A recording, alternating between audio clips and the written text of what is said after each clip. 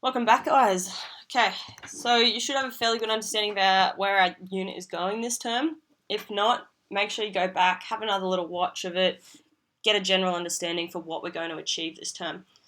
And in order to understand what exercise physiology is and how our body works, we first have to understand a few simple but key concepts. The first of these concepts are fitness components and testing analysis. So, fitness components and testing we started to look at the end of last term and that last week. We did our fitness testing based off certain fitness components which I identified as being important for netball. Before that, we know fitness has many meanings. We use it in different contexts, giving it different meanings all the time. What I want you to do now is, in your own words, define what fitness means to you. Write your answer under a new page in your OneNote. Label it fitness components and analysis. I want you to pause here and respond to that answer.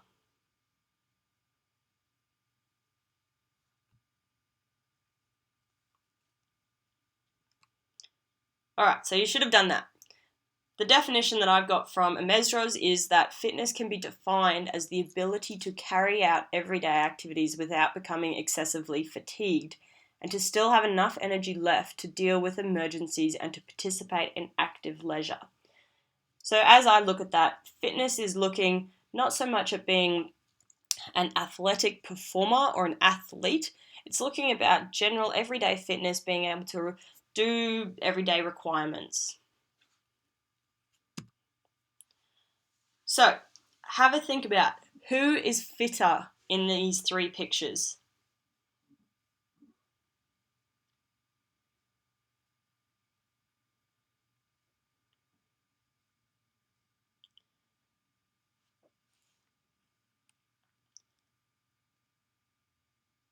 So, out of these three athletes, no one is fitter than the other. Each of their sport has different requirements and different fitness components that are relevant for their sport, meaning that they are probably the elite of the elite within their sport. However, if any one of them was to try and compete at one of each other's sports, they would find that they are very unsuccessful.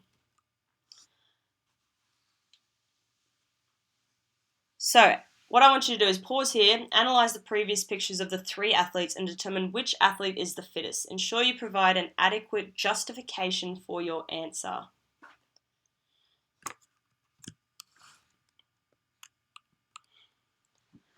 What is fitness? From person to person, sport to sport, and even country to country, fitness means different things to different people. The fitness that Anna Meares gets from cycling is different to the fitness that Damon Kelly gets from weight training. Similarly, the fitness that Josh Jeffries gets from gymnastics is different to Stephanie Gilmore's surfing fitness. So how do we classify these athletes? As you could see before in those previous pictures, we have to give different categories to athletes, otherwise we can't put them all onto one scale and say one is fitter than the other. So what we would do is we break these up into the components of fitness. We classify them as health-related and sport-related. I did go over these in that last PowerPoint briefly. Health-related fitness components. So we're looking at aerobic capacity, muscular endurance, local muscular endurance, flexibility, and body composition. So we're looking at the components of fitness that we require for our day-to-day living. We need these to be generally fit and healthy. Our sport-related fitness components, however, these are additional components, and the list is longer than this, but they target specific requirements for a sport. So certain sports need a high level of power or a high level of agility. Some require an imperative amount of balance for their sport. So we can't classify these athletes as being fitter than the other because they all have different levels of these fitness components relevant for their sport. Fitness components in netball. So having a very good aerobic fitness level is a very important attribute in netball. Whilst on the other hand, being very quick and agile is also important. So how do we maintain which component is the most important in netball? Now, the way we do this is we look at a player's position, because a player's position affects the importance of these components. So we can start to look to scale them. Key netball fitness components that I would identify would be skill acquisition, speed, ball handling, strength, endurance, both muscular and aerobic endurance, and agility. So those are the ones I've identified for you. Below is an interesting prezi that goes into an interesting amount of detail on the components of fitness for netball. Alright, so our components of fitness for netball and periodization. So periodization is us looking at that larger scale training program design again. So we've broken our training down into different phases or different sections or different cycles, depending how you want to look at it. Generally, we use the terminology phases. So we have a pre-season phase, we have an in-season phase, we have what's called an active rest phase, which isn't always included, and we have an off-season phase. So we look at the components of fitness in this one that have been identified as being important to develop within those set phases. Alright, so the things that are really important in that pre-season are building your strength, anaerobic endurance, building speed and agility, building muscular power. And what can you notice? What is missing from this list that you would consider really important to start developing in that pre-season phase? Alright, hopefully you've had a bit of a look and you came up with skill. In pre-season, our primary focus isn't to build skill. Ideally, in your pre-season phase, you're really looking to establish a strong foundation on which to build your skill. Alright, so we can expect that we can't achieve a high enough level of skill if we don't have that base level of strength and fitness to build on. So if I want to teach dodging and sprint work in netball, I can't do that without you first having developed agility and speed. Alright, so things go hand in hand and we can't do one without the other. We move into the in-season phase then, and we're looking at, in this particular program, just maintaining fitness and not so much its skill. But here we start to look at more sport-specific movements and techniques. So how do we land? How do we jump? How do we pass? How do we turn in the air? These are all skills that we start to develop after we have this base level of fitness. You'll also notice here in the in-season phase, it also looks at recovery strategies and nutrition and hydration. These are important parts of fitness as well and shouldn't be neglected in training program design. In our active rest phase, we look at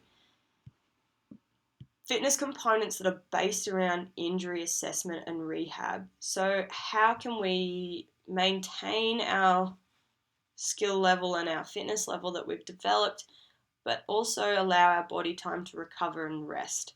And you'll see that flexibility and core stability, they're mentioned quite often in terms of recovery. In our off-season phase, we start to look at just general maintenance of our fitness, so aerobic fitness, muscular endurance. And again, it's got mentioned those recovery strategies and that nutrition factor. Alright, analysing fitness components. This is where we start to think about the results you got on your fitness test and how we're going to then apply them to being relevant. This is from Amesdros. It's on page 229 of your book. It's a really good mind map that demonstrates what the fitness components are, whether they're a health-related fitness component or a sport-related fitness component, and then what types of tests you can use to test those fitness components. Obviously, you don't need to do all of those tests in order to paint a picture of what your netballing ability will look like. But for example, if we look at muscular strength, we're looking at your grip strength test. Is the one that we did. It's not the only test that you can do. And if we're looking at strength, our grip strength will look at our arm strength. But does that tell us anything about our leg strength? Alright, we can then look at maybe our muscular power. Now they have in here the overhead throw and the vertical jump, both that we did. Can you think about what else we did that demonstrated that vertical jump? Or another version of leg power? Hopefully you said the standing long jump. Is it relevant to do both? Maybe. Maybe not. Then we've got our agility. There's a couple of different types of agility tests that you can do. It depends. If we break down agility into those energy systems, so this alactic system is your ATP system that only lasts 3 seconds. We have, or that first, say, 15 seconds, we have that Illinois agility test, which we did. So that only tests 15 seconds worth of work. Most of you got around that 15 mark for your result. And that's because that's when that energy system starts to run out. If we were to add more distance into it, you would find that after that point, the effect on your energy system would be greater. So there's another energy system that we can train or test in agility, and that's your lactic system. So that's that system where your legs feel really heavy, you might feel like throwing up because you've worked too hard, you start to cramp because your body's got all this lactic acid build up in it, and we use what we call the glycolytic agility test. So those are some examples of what kinds of tests you can do and why we do them. So it's important to know why we test. Overall, we look to highlight strengths and weaknesses of an athlete so that we can do something about it. We look to evaluate a training program to see if it's helping the athlete in achieving set goals. So if we test you at the beginning of the program and we test you at the end of the program, not only can you see results, personal results, but as a coach, we can also see, was training effective in improving the goals that we had set. It's to measure your fitness level, maybe following injury. So if you do it at the beginning of a season and then you get halfway through the season you have an injury, then you might retest before coming back to the sport to see how you compare to when you are fit. So we can use it for a few different things. And another few are setting goals, determining your health status, talent identification, and some people find it very motivating towards their personality. So, factors which may affect fitness tests. So, fitness tests are subject to a large number of internal and external variables. We know that variables play a huge factor in scientific experiments, which is no different to what we're doing in fitness testing. They are small scientific experiments that we use to get a test result.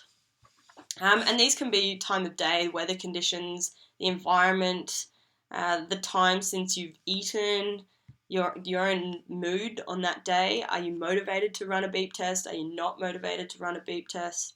It can be medication that you're taking if you're on antibiotics or you've just come back from being sick. All these things play a huge factor in the successfulness. And that's why it's important to test regularly so that we can develop a pattern. So, for example, if you were to do a beep test in term 1, maybe 35 to 40 degrees, do you think you would get the same result as if you competed in a beep test in the middle of winter when the temperature's around 15 degrees? Maybe, maybe not.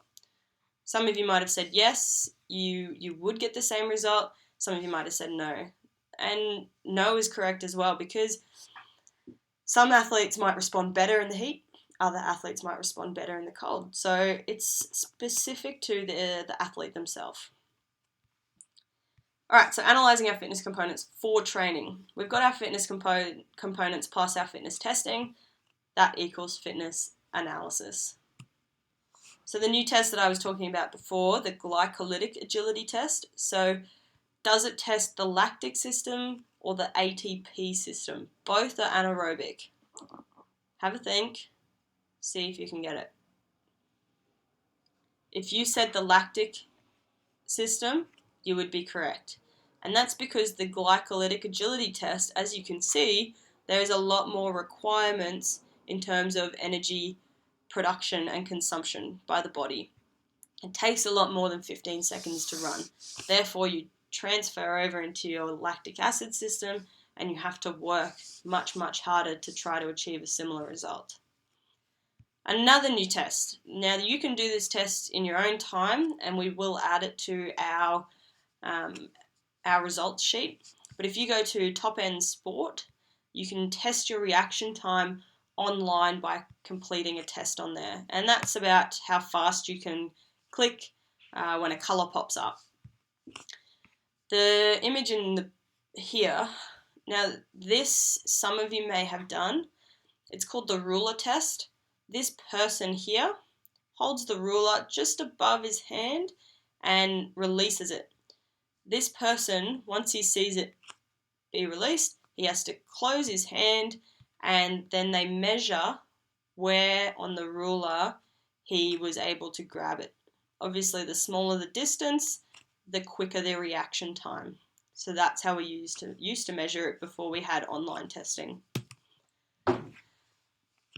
Here are the results. If you did pause and go and complete the test, these are the results that have been taken from Top End Sport. So you might have seen them on there as well. If you were between 0 and 0.05, you are in the top 11%. And notice there's more people at this high end than at this low end. If you got 7 seconds or more, you need to do something. Your reaction time is not very quick. I imagine that most of you are in this area up here. This is the fittest of the fit. Hopefully we will get to complete this in class. It's sort of a Ironman of fitness testing. And we draw up a spreadsheet and you complete all of these fitness tests within one lesson and we compare with the other class. So we put your name in, we put your result in, and see how you do. We put your ranking in. So if there is 1, 2, 3, 4, 5, 6, 7 people, the top score is 7, and the person with the highest result gets 7, the person with the lowest result gets 1. And we add your points up to get an overall score and an overall Ironman. Nearly there. So, things to remember for today's lecture. Fitness components and their relevance to fitness analysis. What fitness components are applicable to netball specifically, and the importance of analysing fitness testing to identify strengths and weaknesses. Alright, if you are a little bit confused about anything from today's lecture, make sure you write it down, ask me in our next class, and I can explain it to you further. Good work though. Congratulations, you completed your first lecture.